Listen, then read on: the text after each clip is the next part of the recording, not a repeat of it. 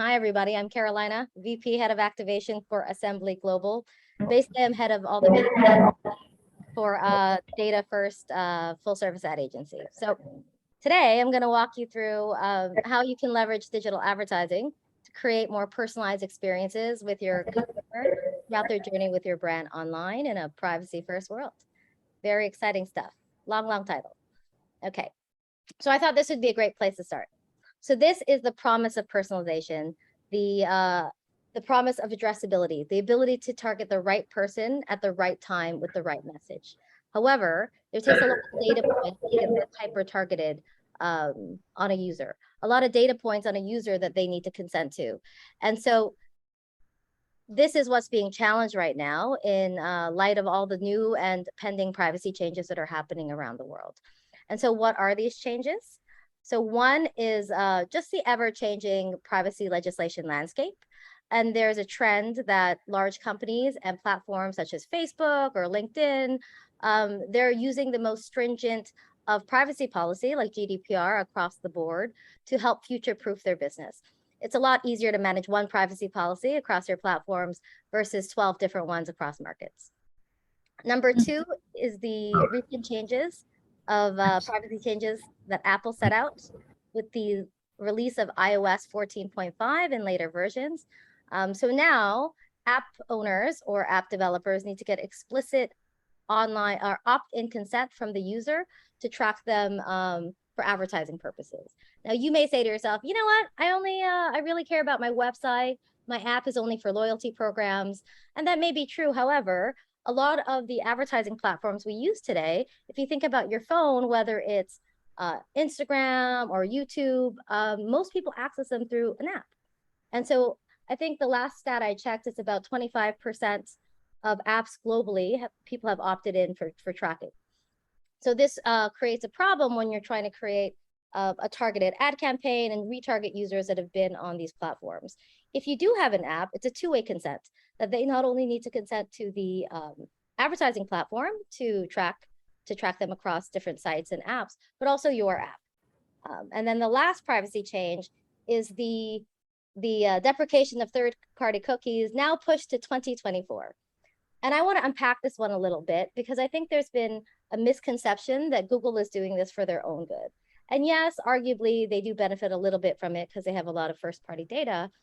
However, I think we need to go back to what a cookie is. And cookies have been the underpinning technology of the internet for the last 28 years. And so the issue there is initially the purpose of cookies were good. Small snippet of code remembers little bits of information on a person. So that could be things like your password, user preferences. So in essence, it enhances the user experience. It's also used for ad tracking, frequency controls. A lot of the advertising fueled tracking, measurement, and targeting is fueled by cookies. That being said, there's been some bad actors that have been able to stitch together these little pieces of information to create holistic user profiles on someone, profiles that the user had no ability to consent to, and also in the wrong hands can become a very large privacy concern. And so this is why we're kind of generally going in this direction. Awesome. So in essence, what's happening is we're going from an ad ecosystem that once supported one-to-one targeting to an ecosystem that then masks that one user among a smaller group of similar users that share same behaviors and interests to one, protect their privacy, but two, give advertisers a way to still reach consumers with relevant ads for products and services they may be interested in. Because without advertising, the free internet as we know it may no longer be free. And so, yes, there will be gaps. With less data back, it means there'll be gaps in terms of how we can target precisely the users we want, as well as the data back to measure success and to glean insights. That being said, we can lean into different mechanisms. So replacing cookies with user IDs, or leaning into publisher partners that use machine learning and AI to do that targeting, to find people with a high propensity to book our hotels. Also using data modeling to fill in some of the gaps in terms of measurement. But I think as brands and marketers, we need to really rethink how we could better influence the touch points that we control. in order to build more consumer trust for them to give us our first party data, because that's the one thing that's not going to change. And so these are things like the message we serve them, the conversations we have, whether that's a paid ad, a newsletter, or an email. It could be the experience they have on our owned and operated properties. So that could be our website, our app, or social media properties. And also the continued engagement we have once they leave our site or leave our hotels. I'm going to take a second and debunk some myths. So one, all cookies are going away. Untrue. Only third-party cookies are going away, but first-party cookies remain. And that's not until 2024, and that may get pushed back again. Because again, the entire internet is tooled by cookies. Even things like authenticated login using a Facebook or Google login to like a random website will no longer get rid of it. So a lot of time. Two, you can no longer use third-party data. Untrue. You can still leverage third-party data, but the methodology will be different. So instead of cookies, maybe it's through mobile IDs or using a different, I guess, personalized unique IDs. And third is accurate measurement relies on cookies. Yes, some of the measurement will be impacted. However, again, we can use modeling to fill some of these gaps. I also wanted to level set in terms of knowledge, like what is first, second, and third party data as I continue this presentation. So first party data, basically your data. This is data that you've collected directly from the source or the consumer. So this could be things like their web interactions on your app or your website, call center data, loyalty program data, newsletter, email, CRM, sales data, even the interactions on your social media or with your ads. So people that have watched your video to completion or clicked your banner. See, how do I? Is second party data. So that is someone else's first party data that they give to you. So this could be walled gardens like Facebook or Google, but it could also be trusted travel partners like TripAdvisor. The good thing about second party data is it can really help augment your first party data because there's just not that much of it. And then lastly, we have third party data. So these are companies that aggregate data from multiple people who sell data. So this could be demographic data, occupation data, census data, financial data, whether it's their MasterCard purchases or financial institutions that sell it anonymously, point of interest and location data that I'll touch on in a later slide. So these are companies like Oracle and Lotame, and they've invested billions of dollars in their company, and they're not going away overnight. They're just switching it from cookies to say Oracle IDs. So another shift I'm seeing is a trend in how data ownership is being labeled. So in this example, we have TripAdvisor, their first party data. TripAdvisor owns their own data. But then we also have other partners popping up like Adara, Inc., and Sojourn. And these are publishers or companies that sell travel data from multiple different partners. So this can be the OTAs, different hotels, airlines like Singapore Airlines, cruise lines, travel agencies. But what's interesting is based on how they receive, collect, protect, and then leverage the data, for all intents and purposes in the advertising platforms is perceived as first party data, even though it's cookie based. Some of it is mobile SDK based, but it will not be impacted by the deprecation of third party cookies. So everyone is thinking about this and I guess preparing. So how are we able to target consumers today? So one is through content. Content uses no cookies. It's fine. They're going to be golden with content. So that could either be content through advertising on a publisher that's in a specific category, like travel publishers, TripAdvisor, Condé Nast Traveler, Expedia, or it can be leveraging technology that uses keyword scanning and semantic technology to scan pages for relevant keywords to place your ads beside. The other way is through audience data. So again, this is leaning on second-party partners using their data, so Facebook, Amazon, Google, as well as a combination of first, second, and third-party data through channels like programmatic. Okay, and I'm going to go unpack some of these that aren't as common. So what is keyword scanning or contextual relevance? Excuse me. Basically, it's technology that will scan the keywords on a site or a page that a user is actively consuming, or the metadata, to look for specific keywords that you provide to target, to place the ads beside that content or suppress. So for example, you can target your competitors' names, certain phrases that they may be interested in, like luxury spas, hotel deals for families, things like that, and place your ads beside, irrespective of the site or app. Or you can suppress them if you don't want to be beside certain types of content. You can use location data. So they're called POI, or point of interest data providers. So an example of how you can leverage this is you can create a geofence or an invisible barrier, I suppose, around a certain physical location. So in this example, we have the grounds of Marina Bay Sands, and perhaps you want to keep people on property longer. So if you leverage location data, you could basically follow the movement patterns of people's mobile devices and target them while they're on site, people that have been to site, or people that frequent a site. So in this scenario, we could target people that are currently on the Marina Bay Sands properties, whether it's a casino, shops, restaurant, hotel, and try to keep them there by upselling them with, maybe free appetizers at certain restaurants, vouchers at the casino, or discounts at the shopping malls, just to keep them on property longer. Another way you can use this data is you can create little geofences around your competitors' shops or restaurants or hotels, and then target people there to come to your restaurants. And you could apply time targeting. So you can layer on different type of targeting. So for example, I could suppress or exclude people that go to that location more than 3 days a week for several hours a day, because they're probably employees. Or if it's breakfast time, lunch, dinner, or like entertainment time, that's a time, you can target different ads when they're in that area. I also want to touch on the importance of how we can leverage and augment your first party data. So here we have an inverted sales pyramid. Typically you would have prospecting at the top and it would kind of go down, but because we're starting with your customers, we flip the model on its head. So in this example, we're leveraging your first party data. Again, the most valuable data you have, the makeup of this data, so you can segment it intelligently. So for example, perhaps you can segment your loyalty CRM members by tier.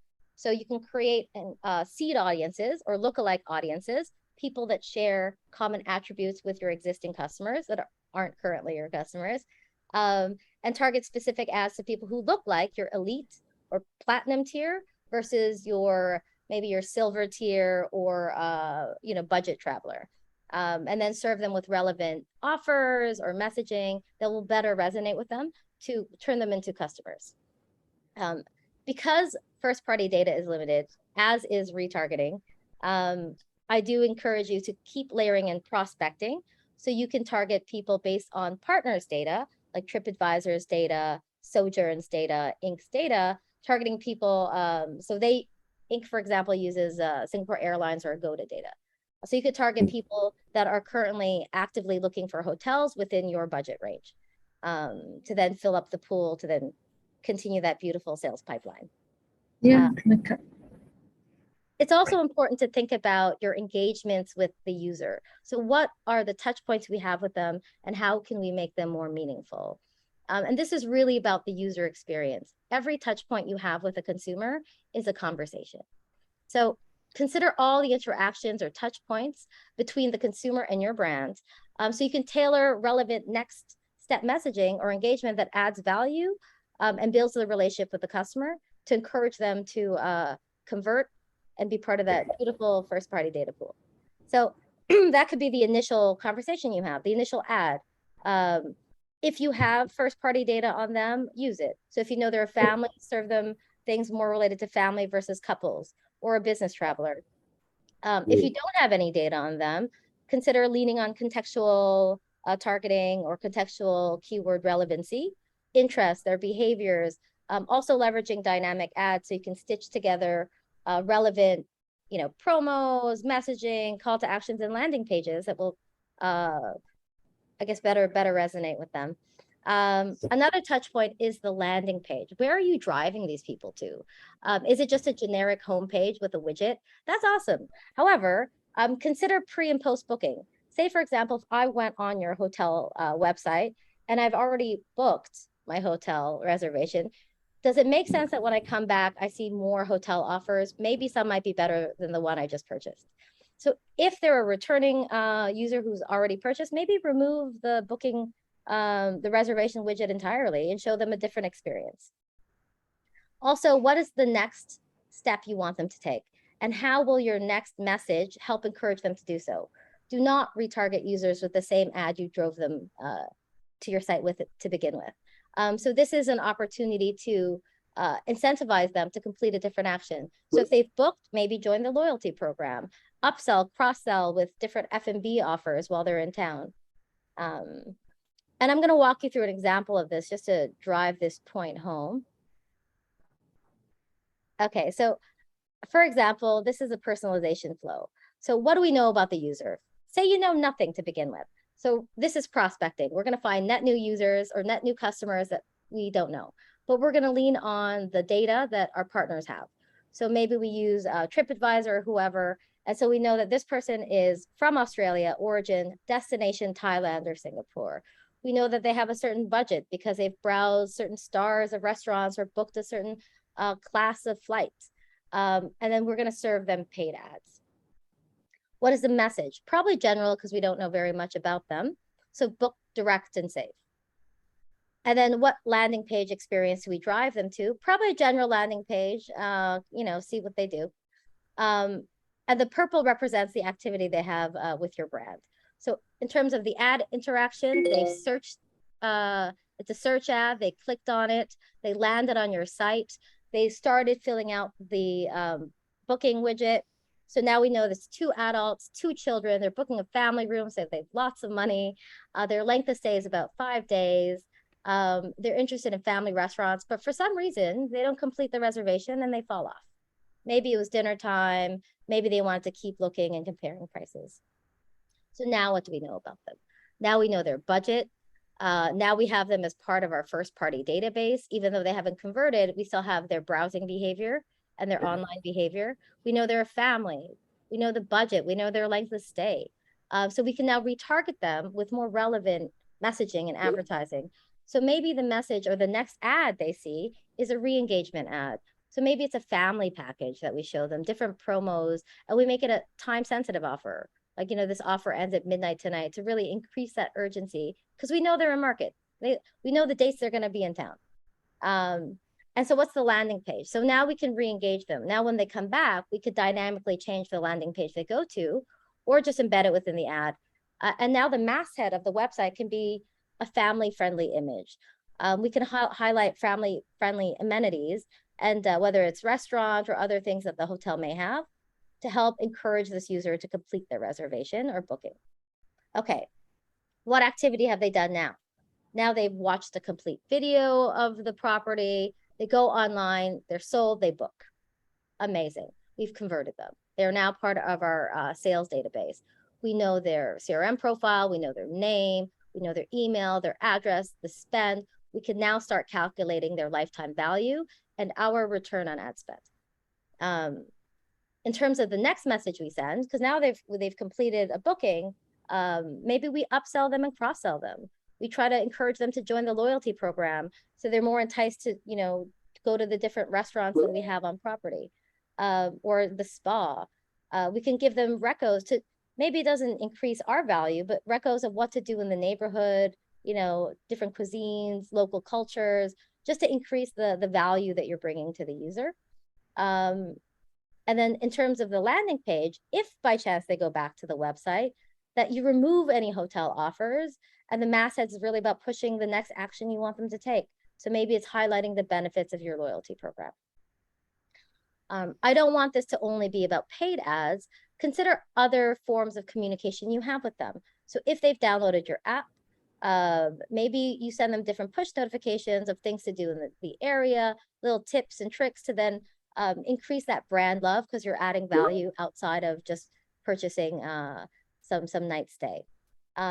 Again, you could also leverage dynamic ads. So instead of just an ad that you create, you can leverage technology that will take a series of images, text, call to actions, headlines, and landing page URLs, and stitch together a combination that is very personalized to that user based on their signals. So a business traveler that's only staying 2 days during the week could have a very different ad from, say, a family or a couple that's staying a longer time. And this way you don't have to pre-create those ads. It'll just stitch them together based on the combination you provide. Awesome. Okay, I want to play a game.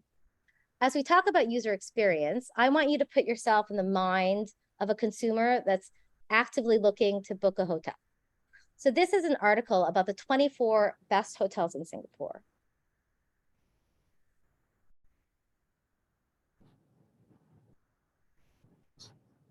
Okay, I'm going to stop. That was 10 seconds. Did you see the ad? I can't see any of you, but you can see me. I would imagine most of you did not. So even if you can target the right person at the right time because they're in market, they're ready to pull the trigger with the right ad, if they can't see your ad, if they can't have a conversation with you, it's not really a touch point, is it? So I think in addition to the right message, the right person, do pay attention to the vehicle. So you can tailor the user experience so they have a higher chance to pay attention to what you're trying to say so they could even book. And it's not limited to just mobile or display ads. With the advancements of technology, you can start serving ads on audio, digital audio. A note there, unless you own a physical terrestrial radio, like a car radio or a old school radio, you are never listening to radio. Everything is digital audio. If you're listening to your phone or a smart speaker or a Bluetooth enabled device, that is digital audio, even if it sounds like FM radio. You can do this all through automation, through programmatic. It's as easy to buy as a banner ad and in real time. And you can change the ads, swap them in, out, change the targeting. Same thing for connected television. So you could reach people on television or different devices, consuming television content through an internet connected device, or even out of home. So because everything that can be automated will be automated, you can now purchase out of home ads, whether it's in airports, restaurants, malls, bus shelters, office buildings, in real time with no minimum spend programmatically. So I do encourage you to expand your scope of what you consider digital advertising is, because it is the Internet of Things. And so the key takeaways for me today to you is focus on what you can control. So that is building and leveraging your first party data intelligently. 2 is creating meaningful interactions across all the touch points, all the conversations you have with the consumer. And lastly, test and learn different partners, targeting strategies, messages, and formats, so you can find the right combination that makes the most sense and yields ROI for your business. And with that, thank you so much for listening to my presentation today. Thank you very much.